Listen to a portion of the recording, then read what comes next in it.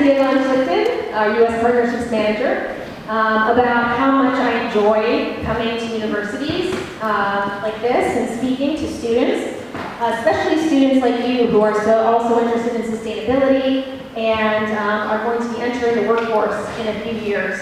So it's really a pleasure for me to take a break. I love the work that I do, which really centers around working with top food companies, but this is something that's tremendously meaningful to me. So thank you for having me, and to Sydney and everybody who organized this, thank you so much for the invitation. So today we're going to talk about the farm-to-animal revolution and building bridges to create a better world. And one thing I want to start with is that how many people are aware of some of the changes that are happening with corporate supply chains? So companies committing to things like moving to more sustainable practices, moving to cage-free eggs, higher welfare broiler chickens. Is this something that people have been hearing about? Yes, this is a time of really incredible change for the U.S. food system. And this is one of the headlines I pulled up just a couple of years ago. Revolution on the animal farm. The next decade will witness the greatest advancements in farm and animal welfare in modern American history. We are really witnessing incredible change when it comes to how animals in our food system are raised and slaughtered. And so that's the focus of this conversation today, this presentation. But I'm also going to be wrapping in some broader sustainability issues as well. So, Compassionate Rural Farming is, of course, the organization that I work with. So first, I'll cover who is Compassionate Rural Farming, how I can fit into it, and hopefully this sparks some ideas from you as to how you can fit into this as well. So, Compassionate Rural Farming is a leading international farm animal welfare NGO. Something that's really unique about our group is that we only focus on farm animals. We actually don't focus at all on companion animals or other types of animals. But farm animals make up the vast majority of animals on our planet, and they're given arguably the least amount of attention and suffer the most. So this is an area that we feel like we need to focus very squarely on. And the organization's been around for a long time, for about 50 years. We just celebrated our 50-year anniversary a couple of years ago. And we were founded in the UK. And something else that's unique to the organization is that we were actually founded by a farmer, a dairy farmer by the name of Peter Roberts, who was witnessing what was going on in the 1950s and 1960s and how animal agriculture was becoming more and more intensive, and the welfare of animals was being compromised in that process. So he set out to do something about it. So he started Compassionate Rural Farming, and the organization did a lot of work over the first few decades to get progressive legislation passed into EU law. So some of the things that we worked on in the early days were around getting EU law to recognize farmed animals as sentient beings, which is still in EU law, which is really credible. We worked to get battery cages for laying hens banned throughout the UK and throughout the EU. Did a similar thing for gestation crates for mother pigs. But the EU, as it was expanding, it became harder and harder to get this legislation or new legislation passed. So we thought, well, what else can we do to create major change in food systems if we're not just focusing on legislation? And about 12 years or so ago, our food business program was born. So in addition to working to get new laws passed, we were also set up a whole program which is focused around partnering with food companies to get them to create and implement policies that change the way animals are treated throughout their entire supply chains. And the organization was really focused around this idea, this very simple concept that animals deserve a life worth living. And we have expanded to well outside of the EU now. We have offices across the world, of course, have a program in the US, a growing program in the US, also have representation in South Africa, in China, among other places. Can everyone hear me all right, by the way? So figuring out the best place to hold the mic. Okay, so what is our vision? What is our mission? The vision is a world where farm animals are treated with compassion and respect, and recognizing that farm animals are sentient beings. They have the capacity to feel pain. They have the capacity to suffer. They also have the capacity to feel positive emotions as well. And our mission is very simple. It is to end factory farming. So as I mentioned before, we about 12 years ago founded our corporate engagement program, which we call our food business program.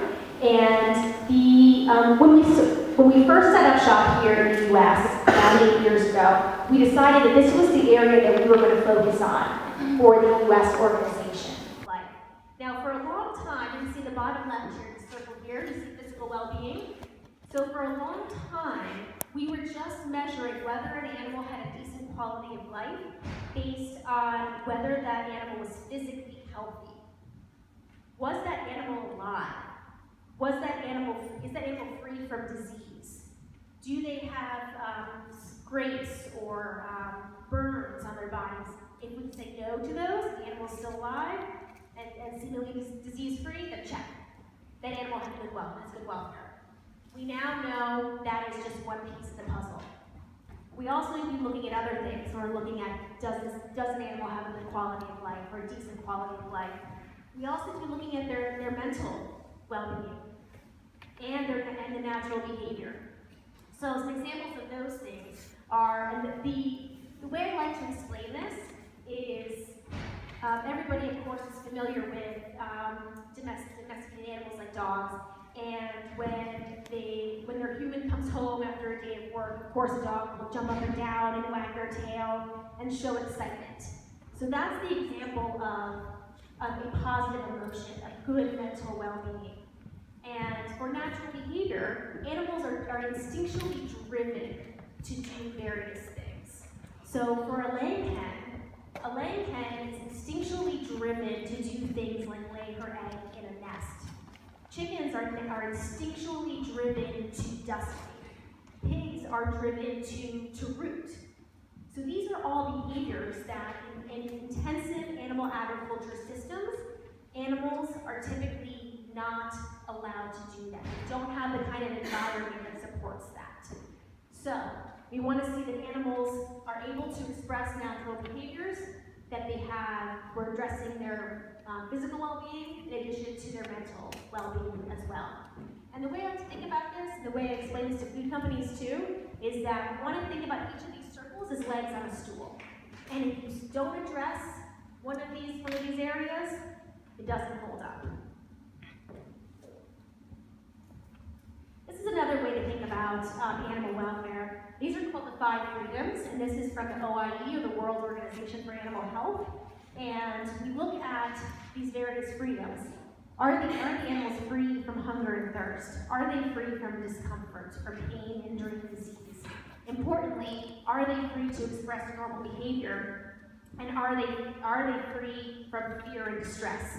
So the fear and distress, of course, would also funnel into one of those, to the mental well-being of the animal as well. And we're seeing a lot of debate now around a potential 6th freedom, which is the freedom to experience positive emotions as well. We now know, and the scientific community is really aligned around this, that animals, farmed animals specifically, do have the capacity to feel positive emotions as well. So before I move on, are there any questions on how we measure animal welfare? Is any of this surprising, or any thoughts on that? All right. So, what does this mean for food companies? So, in addition to the science that's pointing concretely to animals having the capacity to feel joy and to feel pain, we also see a huge increase in consumer awareness around these issues as well. So I pulled out a couple of interesting statistics here. The humane treatment of farm animals is very important to more than half of Americans. And better living conditions is very important to 53% of consumers and important to an additional 32% of consumers. So that's 84% of consumers say that farm animal welfare living conditions is important to them. And this one is the most interesting to me on the page, because these two, the top two, I can believe. I think people are becoming a lot more aware of farm animal welfare and the way that animals are treated. But this last one here, 43% of consumers report being extremely or very concerned about the way chickens are bred to optimize meat production. And that was from a survey which was conducted by the National Chicken Council. That to me, when I first saw this, I was like, wow. Consumers are not just concerned generally about the way that farm animals are treated, they are becoming really knowledgeable on the issues. The way that chickens are bred to optimize meat consumption, that has to do with breeding practices around the genetics of chickens. That is something that the NCC wasn't measuring it before they did this study, but if we had looked at this, if they did this study, 5, 7, 10 years ago, I would wager a guess that it would be anywhere close to 43%. So the amount of engagement and knowledge that people are seeking around very specific issues pertaining to farm animal welfare, down to the breeding practices, is really, really incredible.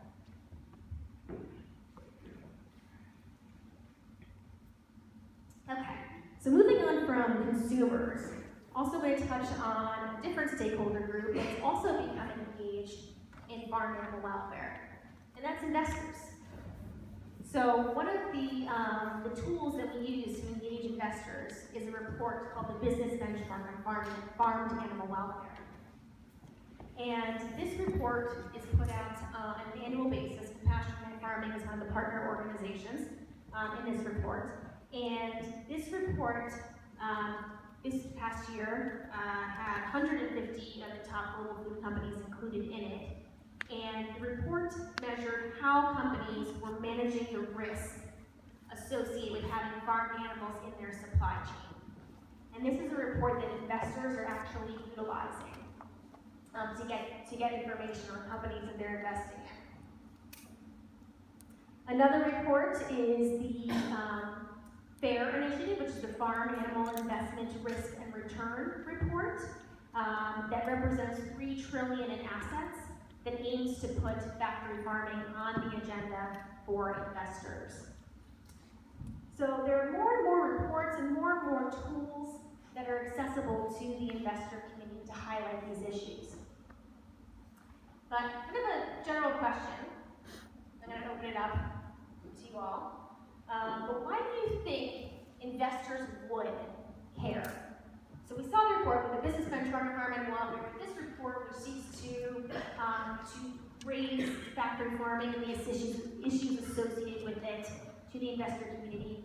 But are there any reasons why you think that investors would be tuned into these issues? What kind of risks could this create to the companies and therefore to them? Well, market research, 40% of people are concerned about genetic breeding, people are less likely to do eat foods or variety of sources using well practices. As I mentioned, there's a risk assessment and probably a possible factory farming has a particular biohazard and that investors have to look at. Yeah. Chicken flu or swine flu outbreaks that critical business. Yeah. Those are both excellent points, and they are both issues that investors are tuned into, and they're issues that companies are becoming more tuned into as well. And it's so powerful for a food company to hear from an investor that yes, they're monitoring things like consumer sentiment. And we're thinking about the long-term sustainability of a company, which investors are becoming more and more tuned into. They want to see that food companies are mitigating those risks. Great. Anyone else have any thoughts on risks that would associate with factory farming that would spark investors' interest?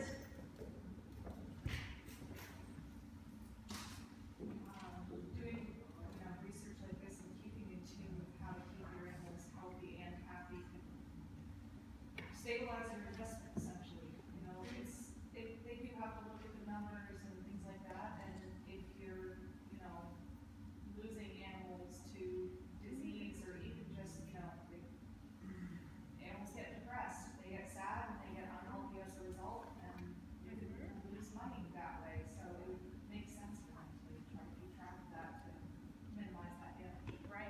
right? So it's not just that addressing farm animal welfare is the right thing to do from an ethical standpoint, there is an economic factor tied into that as well. Yes, because healthy animals that have higher welfare are going to have lower mortality rates as well. And one more interesting piece, which I'll share around what we're hearing from investors as to why they're tuned into this, is they want to see that there are robust management and governance practices incorporated within corporate policies and corporate structures, because investors are taking that as a greater signal of overall management competency. And if you see if a food company is not properly managing those risks and working to actively mitigate those risks, they're actually taking that as a sign of a lack of management competency. So farm animal welfare and their management of it can almost serve as an indicator of how strong management practices are. Okay, so how are food companies reacting? How are they responding to all of this? Well, I had to chicken with the American flag on here for a reason, because a lot of our focus, and I touched on this a little bit in Compassion's history, has been focused around passing progressive legislation to protect farm animals. And this is so important. It is so important to have legislation to further protect farm animals. And of course, we're in a state, I'm traveling to a state that just this past November passed Prop 12. So thank you to all of you. Thank you to the state of California for that. That is the most sweeping animal protection law in all of history. So all of history, yes. So they'll be very proud that you were part of that. And I'm very optimistic we will have a lot more to come. A lot more states are going to be following suit. But it's also important to recognize that getting additional legislation passed takes a lot of time, and it takes a tremendous amount of funds. And that's on the state level. On the federal level, there are almost no federal laws that protect farm animals. We have some laws around anti-cruelty. We have a law called the Humane Slaughter Act, which it helps prevent against some unnecessary cruelties in the slaughter process. However, the Humane Slaughter Law actually excludes poultry, interestingly. So all chickens and turkeys are excluded from one of the only meaningful laws that exists on the federal level. So the exclusion of chickens and poultry is quite vast. Does anybody have an idea of what percentage of total farm animals in the U.S. are chickens, and specifically meat chickens? Even just a guess. 90%? Yeah, that's close. 85? It's actually above 90. It is 95. 90 was a really good guess. That was a really good guess. So, or maybe it wasn't a guess. You read it before. But 95% of all farm animals in the United States are meat chickens, which the industry calls broiler chickens. So that does not even include laying hens. That includes only chickens that are raised for meat. That is about 9 million animals a year. So the Humane Slaughter Act actually excludes 95% of all farm animals. So it's so important for us to be working with companies to be creating new policies. So the first thing you want to think about, here we go. Okay, all right. So one thing, companies are under a lot of pressure. So companies tend to think quarter to quarter, and they're under pressure from consumers, they're under pressure from their competitors, they're under pressure, like we just talked about, with investors and their shareholders, and animal welfare just creates another thing for them to address. But if they're not addressing animal welfare, or they're not addressing it meaningfully, this can create tremendous risk to a company. But good animal welfare, addressing it meaningfully, actually can create a significant advantage to a company. Now, when we're looking at modern farming and animal agriculture practices, I want to think about what are the worst of the worst offenders. And I know this is kind of a graphic image, but this is what a bear and battery cage looks like. And this is where the vast majority of eggs come from hens that are raised in these kinds of systems. So one of the first things when compassion started in the US, we looked at cages and crates. And how can we make progress in this area? How can we move away from these kinds of systems into better systems? So we started working with food companies, and it wasn't just compassionate farming, there's a lot of other really amazing animal welfare NGOs as well. But in 2015, we worked with really our first set of companies from the food service industry to create policies to go entirely cage-free throughout their entire supply chain. So you can see up here, Sodexo, in February, made a cage-free policy, 100% cage-free, all egg product categories. Aramark, March 2015. Compass, 4 days later. So in a month, we had the top 3 food service companies commit to going cage-free across their entire supply chain. This was really quite tremendous. Then we moved on to the restaurant industry. And compassionate farming worked with McDonald's as well as a lot of other restaurant chains to go cage-free as well. This is one of the graphics we put out after McDonald's announced that they were going 100% cage-free. And when they made this announcement, this was a tipping point. They're like, wow, if McDonald's can go cage-free on their Dollar Saver menu, then every company, essentially, can go cage-free. So, essentially the entire restaurant industry, after McDonald's, there were restaurant players preceding McDonald's to make policies. Once McDonald's made their announcements, it was a domino effect. All the other restaurants made cage-free policies as well. Time-bound policies. So it wasn't just an arbitrary, we're going to go cage-free at some point. It was by a specific date, we are committing to going cage-free. Then the next challenge was engaging the retailer sector. So we were noticing kind of a pattern. How are we going to engage food companies to make these kind of commitments? First it was food service companies, then it was a restaurant, and then it was retailers. Retailers are challenging. They have a whole host of choices of offerings on their shelves.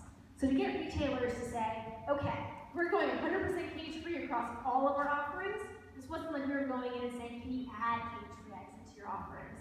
It was saying, we want you to serve only cage-free eggs. This is the direction the market is moving in, and we need all the retailers to keep up with it. So, one of the retailers that we engaged early on was Trader Joe's. And I mentioned earlier that compassion takes a very collaborative approach to working with the food industry. There are exceptions to that. We do some campaigns sometimes, and Trader Joe's was an example of a company who was just not very responsive. So we were calling and we were emailing, so we really want to talk to you about your egg supply chain. We work with all these other companies to create policies. We're working with them on roadmapping their supply chain to actually convert it, and there was no response. We decided to take a little bit of a different approach with Trader Joe's to get their attention. So I'm going to play a video that we put out.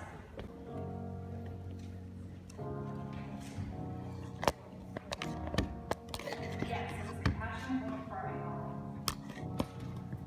Thank you.